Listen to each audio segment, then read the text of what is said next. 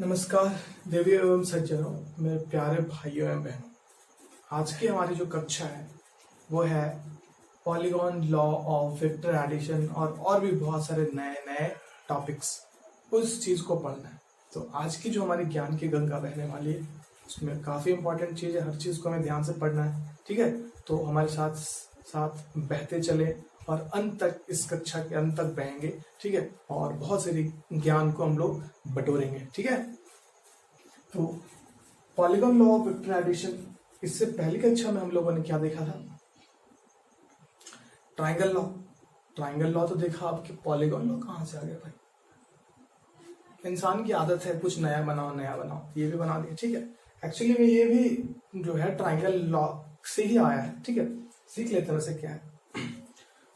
Triangle law हम लोग देख रहे थे तो क्या था, उसमें दो वेक्टर्स हुआ करता था, एक वेक्टर दूसरा वेक्टर के, ऐसा होता था ना, एक वेक्टर दूसरा वेक्टर रख देते थे और तीसरा का रिजल्टेंट निकाल देते थे। बट अगर दो वेक्टर से ज्यादा हो गया तब वो ट्राइंगल नहीं बनेगा, तब वहां पे पॉलीगॉन बन जाएगा। ठीक है, दो वेक्टर्स के केस में जो है वहां पे रिजल्टेंट और प्लस दो वेक्टर मिलके बनाते हैं triangle.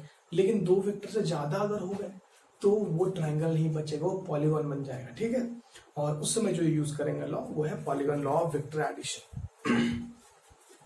Polygon law of vector addition में जैसे हमारे पास बहुत सारे वेक्टर दे दिया है, एक वेक्टर ऐसे दे दिया, देखते जाओ। ठीक है, एक वेक्टर ऐसे दे दिया। ठीक है, दूसरा वेक्टर लेट सपोज आपको ऐसा दे दिया। ठीक है, तीसरा वेक्टर लेट सपोज आपको ऐसा दे दिया। आना समझ में आपको? तीन ही वेक्टर ले लेते हैं अभी। ठीक है, और भी ले सकते हैं, वैसे कोई बहुत बड़ा डील नहीं है। We can take three vectors लेते हैं, A vector, B vector and C vector लेते हैं। तो दो से ज्यादा है तो इसमें हम लोग जो है ट्राइंगल लॉ नहीं यूज कर पाएंगे। ठीक है, यूज भी कर सकते हैं बट जिस तरीके से ट्राइंगल लॉ को यूज करेंगे उसी को बोल दिया गया है पॉलीगॉन लॉ। कैसे, चलिए देखते हैं। एक वेक्टर को उठा के यहाँ रखते हैं, एक को रख दिए। बड़ा हो गया क्या? जितना बड़ा है उतना ही बड़ा रखना है। एक को उठा के रख दिए, चलो एक खत्म हो गया भाई। दूसरा क्या है? बी है, बी को ऐसे रख दिए। हमारा रूल क्या है, जब भी हम रिजल्टेंट निकालते हैं, ठीक है, ये सब लॉज जो है वेक्टर का रिजल्टेंट निकालने के लिए, तो वेक्टर्स के एक के हेड को, ठीक है, इस एरो के हेड को इस एरो की टेल पे रख दिए। ठीक है, ऐसे रखते जाते हैं, फिर उसको उठा के रख देंगे इसके हेड पे, इसका टेल को। ट्राइंगल लॉ में मैंने बताया था अच्छे से। ठीक है, तो ये था हमारा बी और ये हमारा हो गया सी। ठीक है, और भी वेक्टर हो सकते थे, आपके पास बहुत सारे वेक्टर हो सकता था। लेट्स सपोज कोई ऐसा वेक्टर दिया होता, एक और होता, डी वेक्टर भी होता। ठीक है, यहाँ उठा रख देते, यहाँ उठा करके ऐसा रख देते। ठीक है, इसके जो टेल को इसके हेड पे रख दिए, डी वेक्टर। कितना भी नंबर ऑफ वेक्टर्स थे हम लोग रखते चले जाएंगे एक के हेड पे। ठीक है, हेड टू टेल रखते जाएंगे, head to tail combination, head to tail combination, head to tail combination करते चले जाते। ठीक है, अब बहुत सारा था दिए रख, लेट्स सपोज इतना ही है। अब हमें जो रिजल्टेंट मिलेगा वो मिलेगा, इनिशियल ये था और फाइनल पॉइंट ये है, तो इनिशियल से स्टार्ट करेंगे, एक एरो ड्रॉ करेंगे फाइनल तक, ये हमारा रिजल्टेंट वेक्टर हो जाएगा। और यही होगा equals to vector A plus vector B plus vector C plus. ठीक है, इसमें दो से ज्यादा वेक्टर्स हैं और ये है रिजल्टेंट। ये दिख रहा है आपको? ऐसे कर देता हूँ, डैश डैश दिख रहा है, वो है रिजल्टेंट वेक्टर और ये इन सब का समेशन है। तो ये क्या बना? क्या ये ट्राइंगल बना? नहीं, ये पॉलीगॉन टाइप से बन गया ना। पॉलीगॉन में कुछ भी हो सकता है, स्क्वायर, रेक्टेंगल, कुछ भी। तो इस तरीके से क्या बना? तो यही कहता है सिंपल कि इस तरीके से हम लोग जो है एक से ज्यादा वेक्टर दिया रहा है तो ऐसे रख देते हैं हम लोग, और फाइनली जो इनिशियल पॉइंट था और जो फाइनल पॉइंट जोड़ करके जो रिजल्टेंट आता है वो रिजल्टेंट वेक्टर आ जाता है। ठीक है, ऐसे करके आपको जब भी फिगर दिया रहा है तो हम लोग ऐसे कर देंगे। अब ये कैसे ट्राइंगल से आया वो देख लेते हैं। शुरू में लेट्स सपोज आपको दो वेक्टर दिया है, ए और बी, तो ए और बी दिया, उसका रिजल्टेंट निकालते तो कैसे निकलता? कैसे निकलता? इसको R1 बोल देते हैं, R1 रिजल्टेंट। ठीक है, तो ये सब खत्म हो जाता। खत्म हो जाता ना। अब R1 आ चुका है, अब R1 आ चुका है, ए और बी खत्म हो गया, ए और बी R1 के अंदर घुस गया, ठीक है। अब है सी वेक्टर, एक एक करके हम लोग लेते जा रहे हैं, हम लोग देख रहे हैं इसमें कि कैसे ट्राइंगल लॉ से आया है। R1 के साथ सी को जोड़ेंगे तो ये एक ट्राइंगल फॉर्म करेगा, ठीक है। अब ये सबको भूल जाओ, डी वी कुछ नहीं है, ठीक है। सी को जोड़ेंगे तो ये एक वेक्टर, ये रिजल्टेंट वेक्टर और ये सी वेक्टर, तो उसका जो है रिजल्टेंट R2 आ जाएगा। समझ में आया? तो ये खत्म हो गया, समझो। और फिर से ये रिजल्टेंट,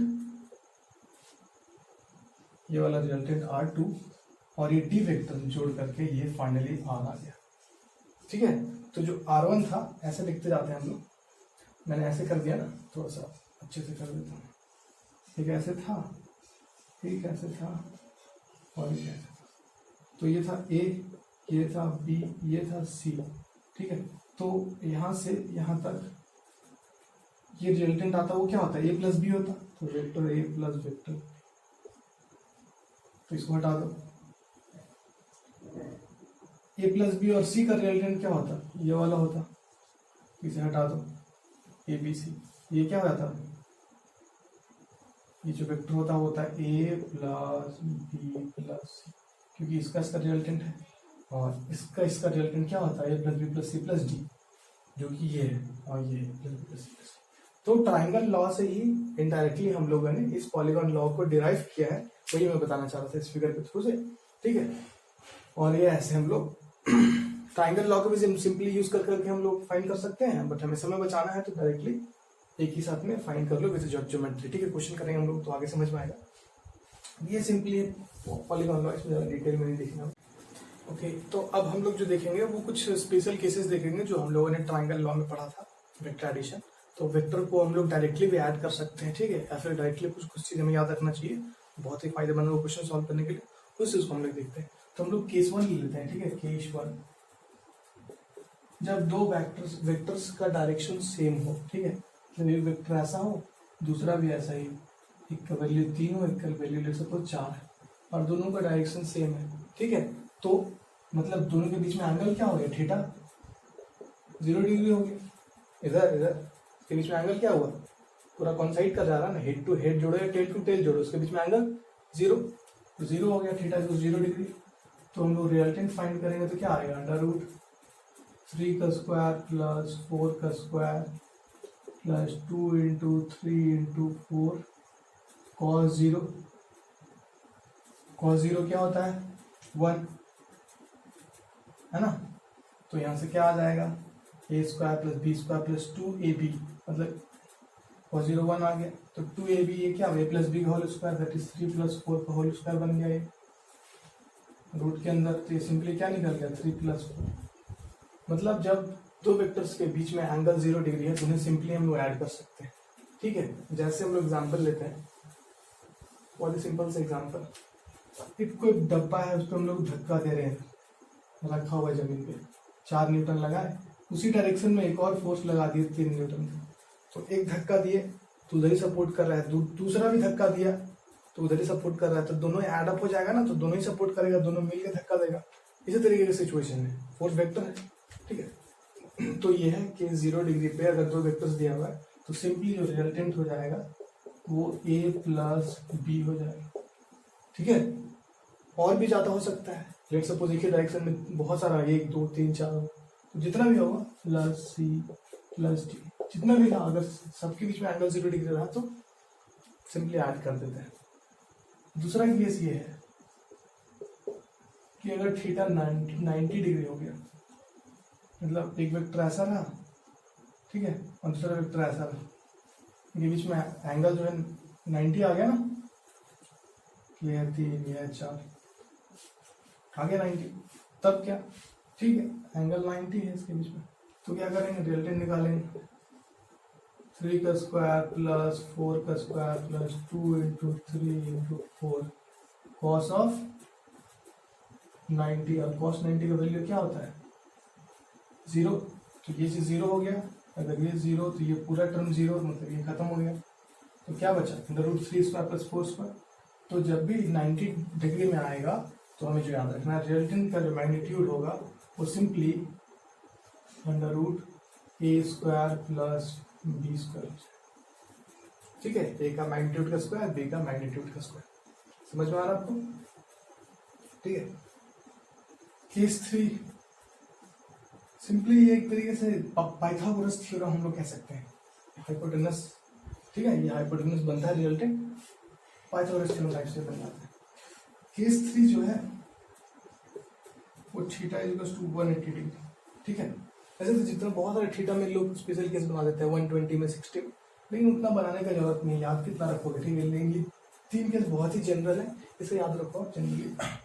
तो थीटा 180 डिग्री है, तो थीटा 180 डिग्री मतलब एक का इधर डायरेक्शन और दूसरे का जस्ट उधर है, ठीक है। इधर लेट्स सपोज एक डब्बा है, उस पर इधर हम 5 न्यूटन से खींचे, दूसरा हम इधर 2 न्यूटन से खींचे, ठीक है।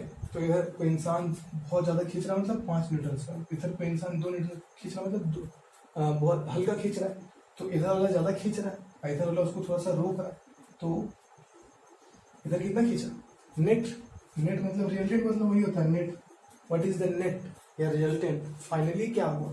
तो रिजल्टेंट यहाँ पे हम लोग अगर फाइंड करने की कोशिश करेंगे तो आर क्या होगा, अंडर रूट 2 का स्क्वायर प्लस 5 का स्क्वायर प्लस 2 इंटू 5 और कॉस, बीच में कितना एंगल है 180 डिग्री, ठीक है। कॉस 180 डिग्री का वैल्यू क्या होता है भाई, -1, ट्रिग्नोमेट्री में पढ़ोगे आप लोग, ठीक है। क्लास 11 की ट्रिग्नोमेट्री में -1, तो ये -1 आ गया, तो समझो यहाँ -1 को हटा दिए तो ये -1 यहाँ आ गया, ठीक है।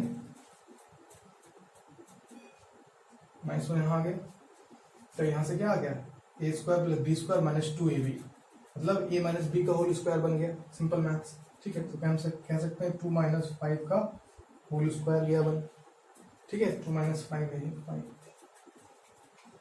ध्यान यहाँ है ना, कि ध्यान कहीं और चला गया। 2 - 5 का स्क्वायर का रूट के अंदर, तो स्क्वायर रूट कैंसल आउट होकर के सिंपली जो आ जाएगा बाहर 2 - 5, है ना। या फिर 2 - 5 नहीं लाते हैं, बड़ा में से छोटा बाहर लाते हैं, 5 - 2 करते हैं, ठीक है। 5 - 2 लिखते हैं,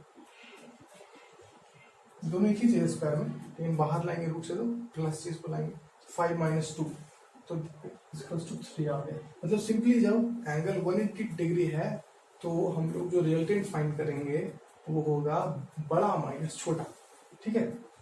resultant will be A minus B, ठीक है। अगर इसको ये बोल देते हैं, इसको ये बोल देते हैं, सिंपली सब्ट्रैक्ट कर देते हैं, ज्यादा में से कम, इसमें कोई ज्यादा लगाने की जरूरत नहीं पड़ता। तो ये 3 केसेस का स्पेशल हम बता दिया मैंने, ठीक है। अब जो हम लोग देखेंगे, ठीक है, वो देखते हैं हम लोग resolution of vector, resolution of vector. Resolution मतलब होता है वेक्टर को हम लोग तोड़ देते हैं, वेक्टर को तोड़ देते हैं, वेक्टर, हाँ, वेक्टर को हम लोग तोड़ देते हैं अलग अलग पार्ट्स में, ठीक है। जैसे हम लोग 2 वेक्टर को जोड़ के एक रिजल्टेंट किया ना, उस तरीके से एक वेक्टर को हम लोग 2 में तोड़ देते हैं, ठीक है। ये जस्ट अपोजिट है, हम लोग जो है नेट रिजल्टेंट जो फाइंड कर रहे थे अभी तक, है ना, ट्रायंगल लॉ से, इससे जस्ट अपोजिट ये वाला जो है, और जो हम लोग पढ़ने वाला टॉपिक ये काम करता है। ये कैसे काम करता है, इसमें इस चीज को पढ़ने से पहले एक छोटा सा चीज मैं बता देता हूँ, यूनिट वेक्टर, ठीक है। यूनिट वेक्टर तो और भी अच्छा रहेगा। यूनिट वेक्टर होता है वो वेक्टर जिसका मैग्नीट्यूड 1 और वो किसी सर्टेन डायरेक्शन में हो, ठीक है। मैग्नीट्यूड 1 और इन सर्टेन डायरेक्शन, कौन सा डायरेक्शन, कोई भी डायरेक्शन हो सकता है, ठीक है। हम लोग जो 3 स्पेशल यूनिट वेक्टर्स हम लोग रखे हैं, असाइन किए हैं अपने यूज के लिए, ठीक है। Along the coordinate axis, X axis, Y axis, Z axis का नाम, एक्स वाई जेड एक दूसरे के ऊपर परपेंडिकुलर है, ये इसके ऊपर, ये उसके ऊपर, तो एक तीसरे के ऊपर, एक तीसरे के ऊपर नहीं, एक दूसरे के ऊपर, ठीक है। एक दूसरे के ऊपर ये परपेंडिकुलर है, तो एक्स डायरेक्शन में अगर कोई वेक्टर को रख दिए जिसका मैग्नीट्यूड अगर 1 है तो उसे हम बोलेंगे आई कैप। वाई डायरेक्शन में अगर कोई वेक्टर को रख दिए हम, ठीक है, और उसका मैग्नीट्यूड अगर 1 है तो उसे हम बोलेंगे जे कैप वेक्टर, ठीक है, जे के ऊपर कैप। और जेड डायरेक्शन में कोई वेक्टर को रख दिए जिसका मैग्नीट्यूड 1 है उसे बोलते हैं हम लोग के कैप, के ऊपर कैप, ये कैप है, ठीक है, स्मॉल के cap, small I small J small के कैप, ठीक है। ये हम लोगों ने अपने कोऑर्डिनेट एक्सिस के अलोंग जो यूनिट वेक्टर रखते हैं उसका नाम रखते हैं आई जे के, ठीक है। इसका यूज पड़ेगा हमें, इसलिए मैं बता रहा हूँ। इसका मैग्नीट्यूड 1 है, ये ध्यान रखना है। आई है मतलब एक्स के अलोंग, जे है मतलब वाई के अलोंग, के है मतलब जेड के अलोंग। तो यही है स्पेशल यूनिट वेक्टर जो हम लोग यूज करने वाले आगे। तो अभी हम लोग देख रहे हैं रिजोल्यूशन। लेट्स सपोज ये है वाई डायरेक्शन, सपोज क्या ये वाई डायरेक्शन और ये है हमारा एक्स डायरेक्शन, और हमारे पास कोई वेक्टर है जिसका मैग्नीट्यूड ए है, इसका वैल्यू, और इसमें बोल देते हैं ओ है इसका नाम। ये है वाई, ये है एक्स। अब हम लोग क्या करते हैं, इस पॉइंट से हम लोग यहाँ पे वर्टिकली नीचे ड्रॉ करते हैं डॉट डॉट, और इधर भी ड्रॉ कर देते हैं, नहीं तो इधर रहते हैं। ये बना दिए हम लोग ट्राइंगल। ये जो ए है वो एक्स एक्सिस से एंगल थीटा बना रहा है, तो हम लोग ट्रिग्नोमेट्री रीड कर सकते हैं cos theta. Cos theta read करो तो क्या आएगा, कॉस थीटा बराबर base by hypotenuse, base by hypotenuse, hypotenuse ये है ना, तो बेस क्या आ जाएगा, ए कॉस थीटा, तो बेस देंगे ए को, तो बेस जो आ गया वो क्या आ गया, ए कॉस थीटा। इसी तरीके से हम लोग साइन थीटा रीड करेंगे तो परपेंडिकुलर आ जाएगा, तो परपेंडिकुलर जो आ जाएगा वो आ जाएगा ये साइन थीटा। समझ में आया आपको? तो वही होता है रिजोल्यूशन, कि इस वेक्टर को हम कह सकते हैं कि ये जो वेक्टर है वो इन दोनों का रिजल्टेंट है, किसका और इसका। दिख रहा आपको? जो ओ ए वेक्टर है वो रिजल्टेंट है इसका नाम सी देते हैं, ओ सी प्लस सी ए का रिजल्टेंट ओ ए वेक्टर है। हम लोगों ने इस ओ ए वेक्टर को दो वेक्टर्स में ब्रेक कर दिया, ओ सी वेक्टर और ए सी वेक्टर में, with the help of maths, ठीक है।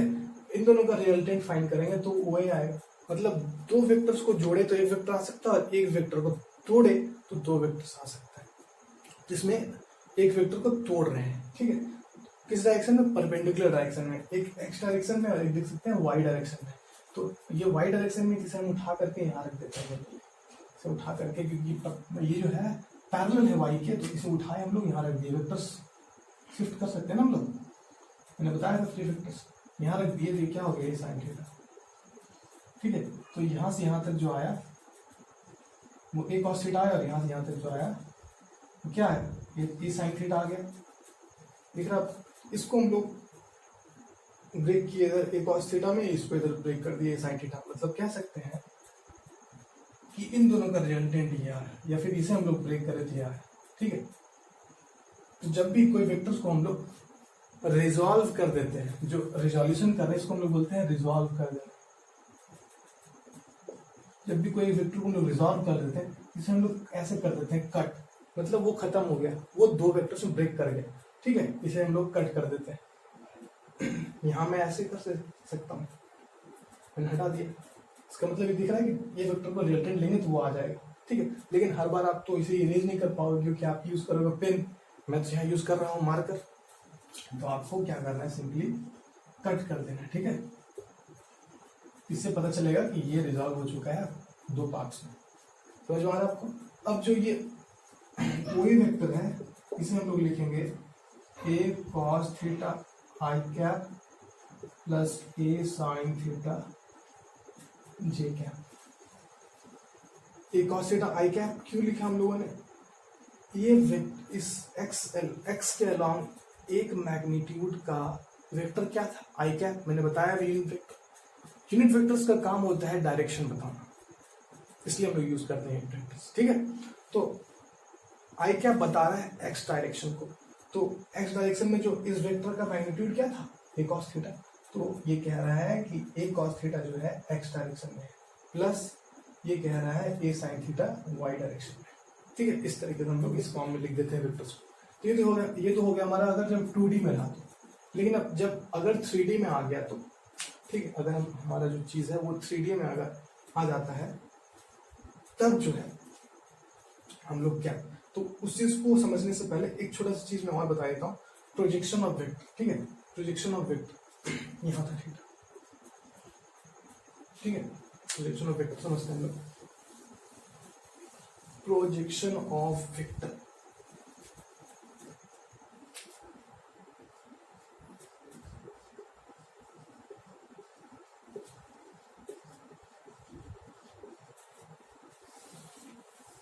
प्रोजेक्शन ऑफ वेक्टर मतलब होता है कोई अगर सपोज आपको कोई वेक्टर दे दिया ये मैग्नीट्यूड का, और उसको कह दिया कि हमको बताओ उसका जो है, उसे हम बताओ कि उसे अगर एक्स एक्सिस के अलाउ उसका अगर हम कंपोनेंट लेते हैं, ठीक है, कंपोनेंट जो हम लोग बोले ना अभी रिजॉल्व करना, उसको एक और शब्द से बोलते हैं कंपोनेंट लेना,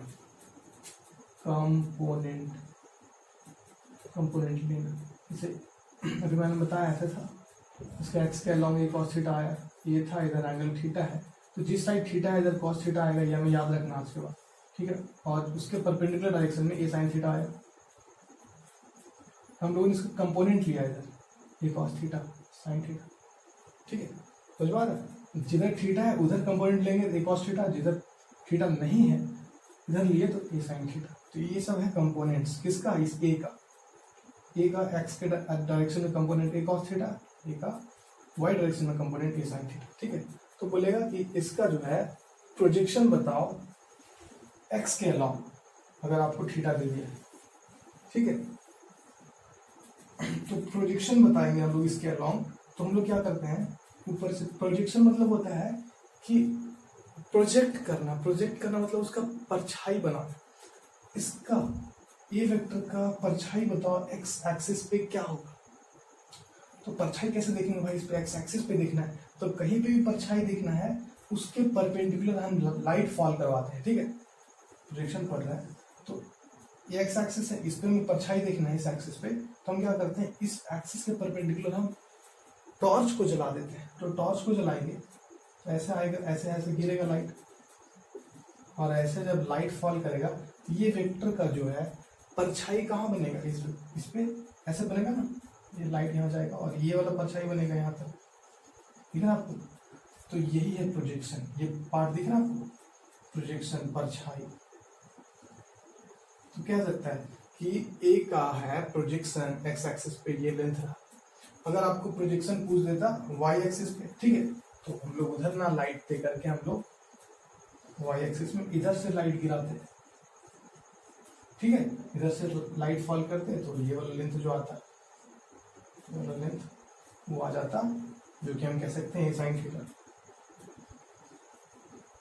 अगर थीटा ये रहता तो जिस साइड थीटा रहता है उधर कॉस थीटा, उसके अपोजिट साइड में ए साइन थीटा, ये याद रखना, ठीक है। तो ये प्रोजेक्शन मतलब उसका उस पर लाइट फॉल के उसका जो है परछाई क्या बना, परछाई वही बनता है जो किसी भी डायरेक्शन में प्रोजेक्शन फाइंड करना है हमें, ठीक है। वाई को भूल जाओ, सपोज इधर ही फाइंड करना था हमें एक्स में, तो एक्स से उसका एंगल कितना है ये पता होना चाहिए, उसका मैग्नीट्यूड पता होना चाहिए।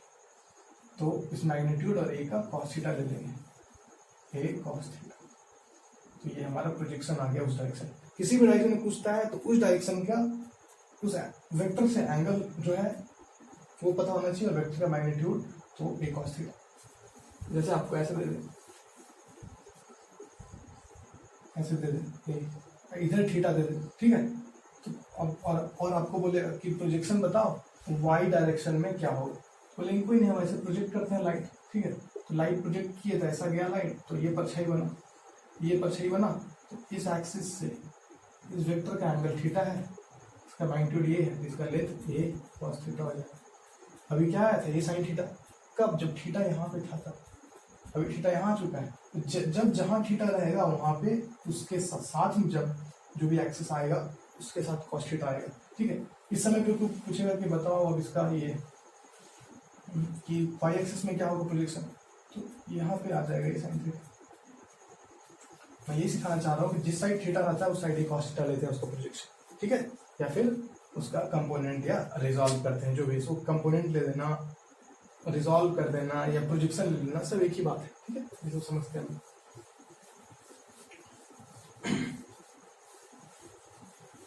तो रिजोल्यूशन हम लोग जो है 2D का तो पढ़ लिए, 3D अगर दे दिया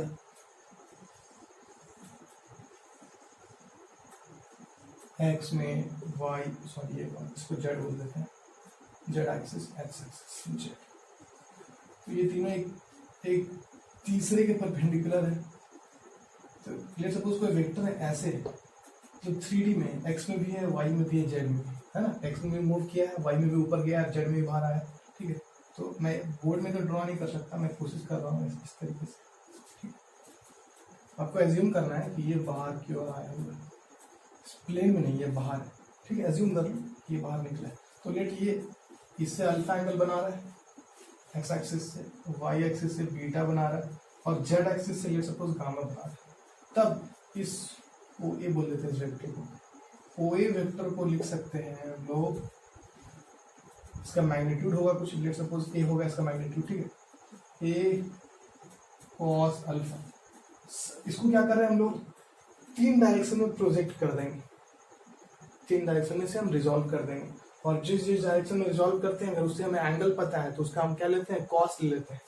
ए कॉस अल्फा ले लिए एक्स के अलॉन्ग आई कैप, प्लस ए कॉस बीटा जे कैप, प्लस दिख रहा है आपको ए कॉस गामा के कैप, दिख रहा है। इसका कॉस पता था हमें एक्स एक्सिस से, अल्फा था तो ए कॉस अल्फा, इससे भी हमें एंगल पता था तो कॉस बीटा करके, इससे एंगल पता था कॉस गामा करके। मतलब 3 डायरेक्शन में अगर 3 एंगल दिया है तो ये बहुत ही डिटेल में पढ़ोगे इसके बारे में आप जब क्लास 12 में पढ़ोगे, ठीक है। बस सिंपली याद रखना कि 3 डायरेक्शन से ब्रेक कर सकते हैं लोग, ठीक है। तो अब से जब आपको देखना बहुत सारे ऐसे क्वेश्चन आएगा आपके पास कि वेक्टर्स ऐसे दे देगा आपको, बोलेगा एक ए वेक्टर है, इसका मैग्नीट्यूड है 2i cap plus 3j cap plus 4k cap. B vector है तो बोलेगा 1i cap plus 5j cap plus 8k cap, ठीक है, ऐसा दे दिया। तो बोलेगा बताओ ए प्लस बी क्या है, ठीक है। तो जब भी ए प्लस बी पूछेगा आपको तो सिंपली आई वाला आई के साथ, जे वाला जे के साथ, के वाला के साथ ऐड कर देना, कर दो 3i cap 5 3 8j cap plus 12k cap, ठीक है। ये इस तरीके से जब हम लोग रिजॉल्व कर देते हैं तो इस तरीके से वेक्टर्स को लिखते हैं तब हमारे लिए इजी पड़ जाता है हर चीज, और सिंपली ऐड कर सकते हैं। तो एक चीज और बताता हूँ, जैसे कोई वेक्टर है वो हम लिख रहे हैं A I cap plus B J cap plus, ऐसे लिखते हैं A X I cap plus A Y J cap plus A Z K cap, ठीक है। तो ये वेक्टर है, इसका मैग्नीट्यूड क्या होगा, मैग्नीट्यूड जो होगा आई जे के, सब कोई परपेंडिकुलर है आई जे से जे के से, ठीक है। इसका मैग्नीट्यूड जो सिंपली होगा वो होगा ए एक्स का स्क्वायर प्लस ए वाई का स्क्वायर प्लस ए जेड का स्क्वायर, सिंपली सबका अंडर रूट स्क्वायर कर देना है, ठीक है। समझ में आ रहा है कैसे हो रहा है, ऐसा हो रहा है। अभी कुछ देर पहले मैंने स्पेशल केस बताया था कि 2 वेक्टर्स अगर 90 डिग्री पे होंगे तो क्या होगा, अंडर रूट ए स्क्वायर प्लस बी स्क्वायर, ठीक है, वो है। तो अगर 2 वेक्टर्स 3 वेक्टर्स अगर 90 डिग्री में है तो भी सिंपल ए स्क्वायर। तो जिस तरीके से हम लोग इसका मैग्नीट्यूड लिख सकते हैं ये याद रखें, ठीक है। और जो इसका ये तो अपना सिंपल मैग्नीट्यूड हो गया, और इसका डायरेक्शन क्या हुआ, आई जे के फॉर्म में दिया है, डायरेक्शन में पता चल जाता है, आई में इतना है, जे में इतना है, के में इतना है, ठीक है। तो सिंपली हम इसका अगर डायरेक्शन बताना चाहें तो हम ऐसे बोल सकते हैं कि किसी भी वेक्टर का हम डायरेक्शन बताते हैं उसके यूनिट वेक्टर के हेल्प से, तो एक कैप लिख देते हैं, मतलब उसका डायरेक्शन। जब भी किसी वेक्टर के ऊपर लगा दिया हम कैप, मतलब उसका केवल डायरेक्शन बता रहे हैं, उसका कोई मैग्नीट्यूड नहीं, उसका मैग्नीट्यूड 1 है, ठीक है। तो वो लिखेंगे जो वेक्टर है ए X I cap plus A Y J cap plus A Z K cap divided upon उसका मैग्नीट्यूड, क्योंकि इसका कुछ मैग्नीट्यूड होगा, क्या होगा, under root A square plus A Y square plus A Z square. उस मैग्नीट्यूड को डिवाइड करेंगे तभी तो एक मैग्नीट्यूड आएगा, तो वही हम लोग डिवाइड कर देते हैं, root A X square plus A Y square plus B Z. ठीक है, तो ये क्या बन गया, इसका मैग्नीट्यूड 1 और ये वेक्टर है आई जे के गैप में, तो ये है यूनिट वेक्टर। तो ये है ए का डायरेक्शन, ए का डायरेक्शन ऐसे लिख सकते हैं हम लोग। ठीक है, तो किसी का भी आपको डायरेक्शन पूछ देगा इस तरीके से, तो आप उसी तरीके से फाइंड करते हैं। अब लेट्स सपोज बी वेक्टर फिर से दे दे और बोले B x I cap plus B Y J cap plus B Z K cap. ठीक है, बी वाई मल्टीप्लाई नहीं, नीचे सब्सक्रिप्ट में मैं लिख रहा हूँ बी वाई। तो बोलेगा कि इन दोनों को ऐड करेंगे तो क्या आएगा, मैंने भी बताया सिंपली आई वाला आई के साथ, जे वाला जे के साथ, के वाला के साथ ऐड कर दो, कोई दिक्कत नहीं, हमारे पास ए प्लस बी वेक्टर आ जाएगा। अब बोलेगा ए प्लस बी वेक्टर का डायरेक्शन क्या होगा। ठीक है, फिर सिंपली हमें पता चला ना, इसे ऐड कर रहे हैं, I cap plus plus B Y J cap plus plus B Z K cap, जो सिंपली ऐड कर देंगे। तो इसका मैग्नीट्यूड जो होगा ए प्लस बी का, वो क्या होगा, सिंपली जो इसके अंदर है A square plus B square plus C, फिर से एक नया वेक्टर बन गया है, ए प्लस बी एक अलग वेक्टर बन गया, उसका मैग्नीट्यूड कैसे निकालते हैं, ए का स्क्वायर प्लस बी का स्क्वायर प्लस सी का स्क्वायर। ठीक है, ए एक्स प्लस बी एक्स का स्क्वायर प्लस बी वाई ए वाई का स्क्वायर ए जेड बी जेड का स्क्वायर। ये तो हमारा हो गया मैग्नीट्यूड। डायरेक्शन को फाइंड करने के लिए बोलेगा, तो जो डायरेक्शन होगा वो होगा tan alpha is equals to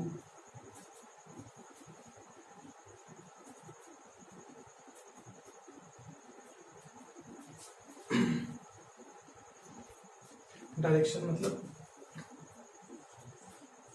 ये हमारा x, ये है y, ये है z, ये कहीं ऊपर ऐसे बोलेगा कि हमें बताओ कि अल्फा एंगल जो x एक्सिस से बनाए, हम लोग जो डायरेक्शन बताते हैं किसी एक्सिस से बताते हैं, मैंने शुरू में बताया था। तो लेट्स सपोज बोलेगा कि x एक्सिस से क्या डायरेक्शन होगा, तो लिखेंगे tan अल्फा, x से जो फॉर्म कर रहा है वो लिखेंगे y वाला कंपोनेंट, y वाला कंपोनेंट क्या है, इसमें है y वाला कंपोनेंट ये वाला ए वाई प्लस बी वाई। ठीक है, डिवाइड अपॉन एक्स वाला कंपोनेंट,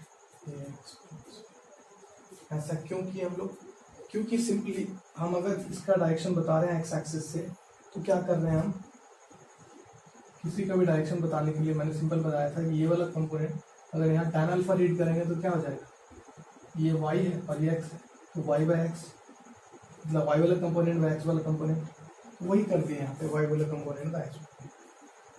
समझ में आ रहा, ये परपेंडिकुलर बाय बेस। अगर कोई z एक्सिस से अगर कोई बताता तो उसमें देख लेते हैं हम इसके परपेंडिकुलर क्या है उसका, और अगर y एक्सिस से बताता तो उसके करेस्पॉन्डिंग देख लेते हैं। ठीक है, तो इसमें कोई बहुत ज़्यादा परेशानी नहीं, सिंपल ये है, जनरली एक्स एक्सिस से बताते हैं तो हमें इस पर ध्यान देना। ठीक है, अब एक काम करते हैं, एक क्वेश्चन करते हैं हम लोग प्रोजेक्शन वाले पे थोड़ा सा। ठीक है, फुल क्वेश्चन लेते हैं, थोड़ा सा थ्योरी करके बोर हो गए होगा। तो क्वेश्चन है, force is acting on a particle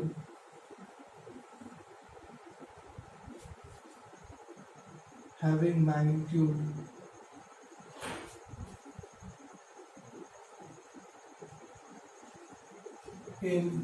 having magnitude 10 Newton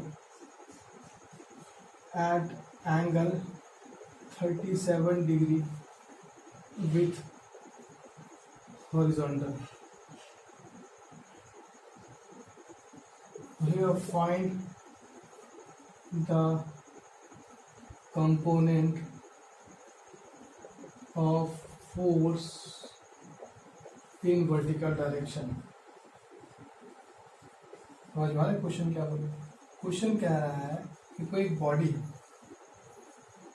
force is acting on a particle, कोई पार्टिकल मतलब कोई body having magnitude 10 Newton, 10 Newton act हो रहा है 37 डिग्री पे, ये हॉरिजॉन्टल है, जमीन पे रखा है ये पार्टिकल, ये हॉरिजॉन्टल है, उससे 37 डिग्री पे एक्ट हो रहा है 10 न्यूटन, ये तो कह रहा है।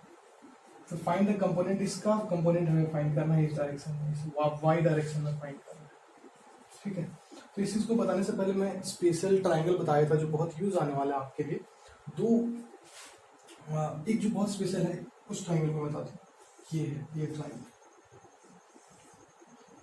37 डिग्री होता है, ठीक है, दिखाई दे रहा है क्या आपको? मैं ट्राइंगल ड्रॉ कर रहा हूँ, एक राइट एंगल ट्राइंगल बहुत स्पेशल है, इस पर बहुत क्वेश्चन आएगा। जैसे 37 डिग्री हम लोगों ने तो अभी तक इस चीज को याद नहीं किया, इसके लिए हम याद रखते हैं जनरली 37 का, और यहाँ होता है 53 डिग्री।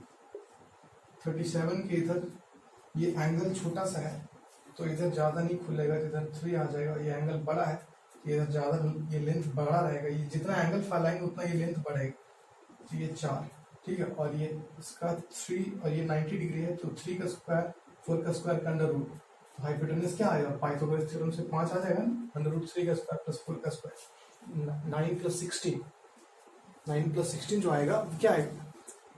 25, अंडर रूट ले लिया तो 5 आ गया, ये लेंथ 5 आ गया।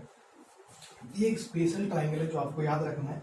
कभी भी अगर 37 पूछता है तो यहाँ से हम निकाल सकते हैं, 53 पूछता है यहाँ से निकाल सकते हैं, कुछ भी पूछता है कॉस टैन सब कुछ निकाल सकते हैं, ठीक है। ये 37 अगर आपको पूछ दे कॉस 37 क्या है तो बेस बाय हाइपोटेनस 4/5 बोल देंगे।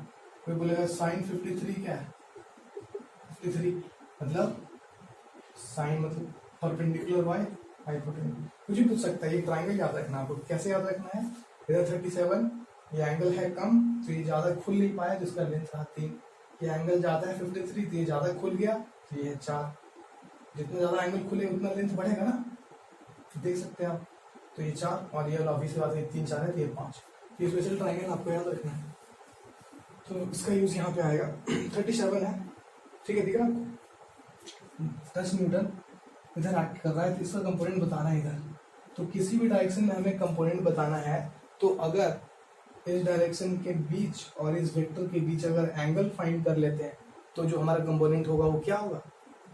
ए कॉस थीटा। ये है ए, ये मतलब ये है, ये 10 न्यूटन जो है वही तो है ए। तो हम अगर ये एंगल फाइंड कर लेते हैं, ये एंगल हमारे पास ये 37 है, ये क्या हो जाएगा? 90 माइनस 37 और 90 माइनस 37 हो जाता है 53 और इसका वैल्यू कितना है? 10। ये है वाई एक्सिस, ठीक है। तो इधर भूल जाओ, हमें कोई मतलब नहीं, हमें निकालना है इधर प्रोजेक्शन।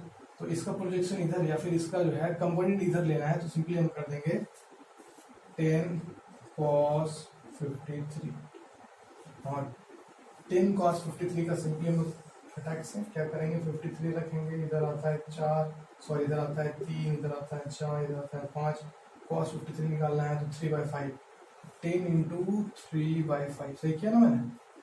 3 आया इधर 90 डिग्री है, 3/5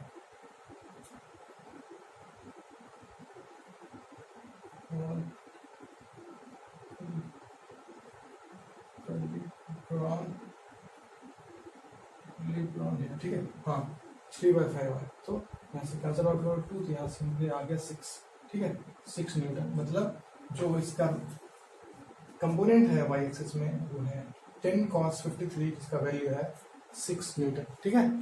तो बस इनके यही याद रखना है कि जब भी किसी भी डायरेक्शन के लिए कंपोनेंट हमें फाइंड करना है तो उसके लिए हम उस डायरेक्शन उसका एंगल फाइंड कर लेते हैं और उसका मैग्नीट्यूड के साथ cos थीटा लगा देते हैं, मल्टीप्लाई करके फाइंड कर देते हैं, ठीक है। अब हम लोग जो आगे आने वाले हैं पढ़ने वाले हैं वो है कुछ क्वेश्चंस कर लेते हैं, ठीक है। उसके बाद डॉट प्रोडक्ट पढ़ेंगे और क्रॉस प्रोडक्ट। क्वेश्चंस कर लेते हैं हम लोग, कुछ बेहतर क्वेश्चंस जैसे हम लोगों ने पढ़ा ना अभी रिजोल्यूशन, उसका हम लोग क्वेश्चन करते हैं, ठीक है। लेट सपोज आपको क्या है,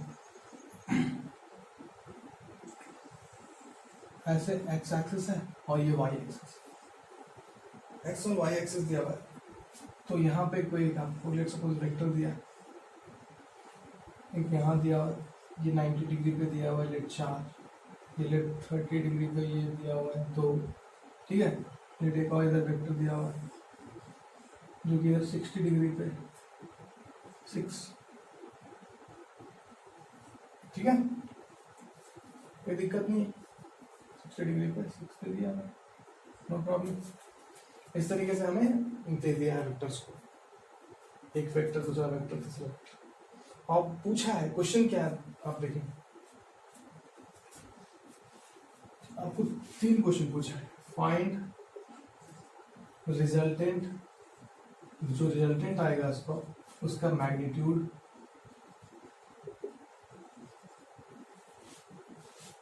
फाइंड द रिजल्टेंट्स मैग्नीट्यूड, ठीक है। दूसरा जो पूछा है वो पूछा है फाइंड एक्स कंपोनेंट, दूसरा find X component and Y component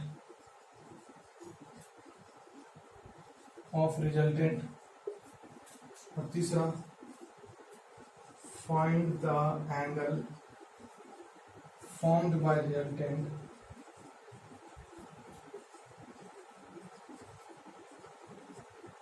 with x axis, ठीक है। मैं डालता हूँ। तो ये 3 चीज पूछा है, ठीक है। तो हम क्या करेंगे, फाइंड रिजल्टेंट मैग्नीट्यूड पूछा है, मतलब रिजल्टेंट फाइंड करना है, एक्स वाई कंपोनेंट फाइंड करना है रिजल्टेंट, और एंगल फॉर्म करना है वो जो रिजल्टेंट आएगा वो उसका एक्स एक्सिस, ठीक है। तो चलिए करते हैं क्या करना है, इन सब वेक्टर्स को उठा करके ओरिजिन पे ले आते हैं, या ओरिजिन, ठीक है। इसको उठा करके यहाँ रख दिए, ठीक है। ये क्वेश्चन है, इसे आप नोट डाउन कर लो, ठीक है। मैं इसे इरेज कर देता हूँ। 3 चीज याद रखना है, रिजल्टेंट निकालना है, कंपोनेंट्स और एक्स एक्सिस से उसका एंगल। इसको उठा करके हम यहाँ रखेंगे, रख दो भाई। जब भी मैं बता रहा हूँ सॉल्यूशन कैसे करना है, जब भी क्वेश्चन दिया है तो इसको हटा दो। हमेशा हमें कोशिश करना है, जितने सारे वेक्टर्स इधर उधर दिए रहते हैं सबको उठा करके ओरिजिन पे रखते हैं। सबका जो है वेक्टर्स का टेल ओरिजिन पे रख दें, टेल, इसका जो है टेल उठा के रखें। हेड तो ये, इसका तो ओरिजिनली पहले से ही था ऑटोमेटिकली, इसको उठाते हैं, उठाओ उठाओ उठाओ उठाओ, यहाँ रख दिए, तो ऐसे चला जाएगा ये। कितना एंगल फॉर्म कर रहा है, जैसे 60 डिग्री फॉर्म कर रहा है, तो ये यहाँ से खत्म हो गया, क्योंकि हम लोगों ने उठा करके रख दिया। तो ये 3 वेक्टर्स आ गए इधर वाले, इसका जो मैग्नीट्यूड 4 था, इधर 2 और इधर इसका मैग्नीट्यूड 6 था। अब ये आ चुका है हमारे पास। हमेशा ऐसे करना है सॉल्यूशन, फर्स्ट स्टेप ये। दूसरा स्टेप क्या करना है, सबको एक्स और वाई डायरेक्शन में हमें रिजॉल्व कर देना है, और हमें रिजॉल्व करना आता है। पहले इसको करते हैं, इसको रिजॉल्व करेंगे एक्स में तो 2 cos 30, वाई में तो 2 sin 30, ठीक है। जिधर एंगल रहता है उधर हम रिजॉल्व करेंगे इसे, तो इसे हम रिजॉल्व कर रहे हैं इधर, करो भाई इधर। इसका इधर जो आएगा वो आएगा 2, ठीक है, मैं लिख रहा हूँ, इसका वैल्यू जो आएगा 2 cos 30, और इसको रिजॉल्व करो इधर, तो इसका वैल्यू जो आएगा वो आएगा 2 sin 30, क्योंकि एंगल जिधर था उधर आता है cos, ठीक है। यहाँ मैं लिख देता हूँ 2 cos 30,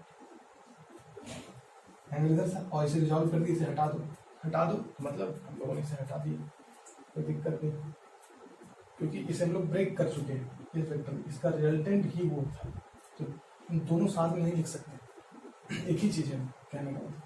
इसे इसे इसे भी रिजॉल्व करो इधर और इधर, जिधर एंगल है उधर कॉस ले लो, तो इधर लेंगे हम 6 cos 60, और इधर इसको इधर रिजॉल्व करेंगे तो आ जाएगा, इधर भी कुछ आएगा इसका कंपोनेंट, ठीक है, इधर ही आएगा, तो आ जाएगा 6, मैं यहाँ लिख देता हूँ, ऊपर लिख देता हूँ 6 को, इसका कंपोनेंट जो आएगा इधर 6 sin 60, इसका इधर एंगल था 60, इधर एंगल है, इधर कॉस ले लिए, और उसके परपेंडिकुलर वाले में साइन ले लिए, और इसे रिजॉल्व किए थे, इसे हटा दिया, ठीक है। 2 को रिजॉल्व कर दिया, और जो तीसरा है वो खुद से पहले से ही रिजॉल्व है, ठीक है, पहले से रिजॉल्व है -y डायरेक्शन में, समझ में आ रहा आपको। अब रिजॉल्व है, अब हमें क्या करना है, ये 4 है, सारे वेक्टर्स को लिख लेना है सिंपली,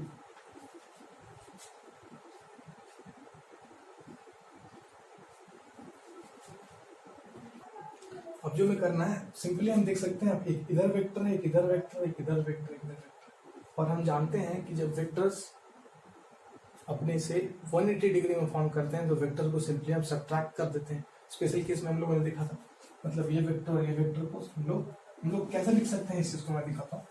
इस चीज को हम लोग कैसे लिख सकते हैं, प्लेट जो था इसका नाम था क्या, ये O है तो इसका नाम था A, और ये था समझो B, और ये था C। तो हम लिख सकते हैं OA vector is equals to 2 cos 30 I cap plus 2 sin 30 J cap.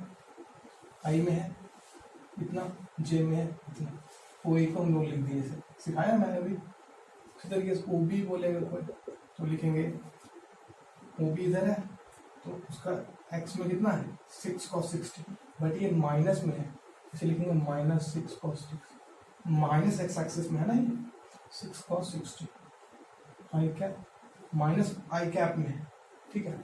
आप यहाँ पे लगा दो माइनस या फिर आई कैप के साथ लगाओ, एक ही बात है, प्लस ऊपर में कितना है 6 sin 60, 6 sin 60 का j कैप, ठीक है।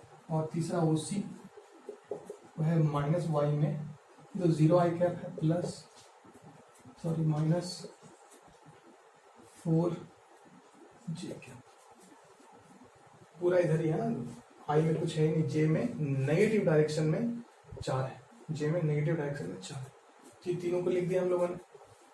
अभी 3 वेक्टर्स आ चुके हैं, रिजल्टेंट निकालना है तो तीनों को ऐड कर देंगे, O A plus O B plus O C, add करो आई वाला आई के साथ, जे वाला जे के साथ, 2 cos 30 माइनस 6 cos 60 आई के साथ plus 2 sin 30 plus 6 sin 60 minus 4 जे के साथ, ये है रिजल्टेंट वेक्टर, ठीक है, आई कैप प्लस जे कैप।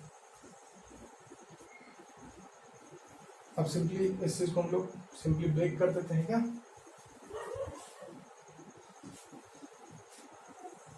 ब्रेक करते मतलब ये 2 cos 30 6 cos 60 को, ये सिंपली मैथ्स है, कोई बहुत बड़ा डील तो नहीं, इसे हम आराम से ब्रेक कर सकते हैं। तो पहला तो हमारा रिजल्टेंट पूछा था, दूसरा पूछा था क्या, रिजल्टेंट आ गया। दूसरा जो हमें पूछा था इसे आप सॉल्व कर लेंगे, ठीक है। दूसरा जो हमें पूछा था वो पूछा था एक्स कंपोनेंट और वाई कंपोनेंट। तो ये है एक्स कंपोनेंट, आई डायरेक्शन में जो होता है एक्स डायरेक्शन में उसे एक्स कंपोनेंट बोलते हैं, और ये जे डायरेक्शन में है ये है वाई कंपोनेंट। तो आ गया।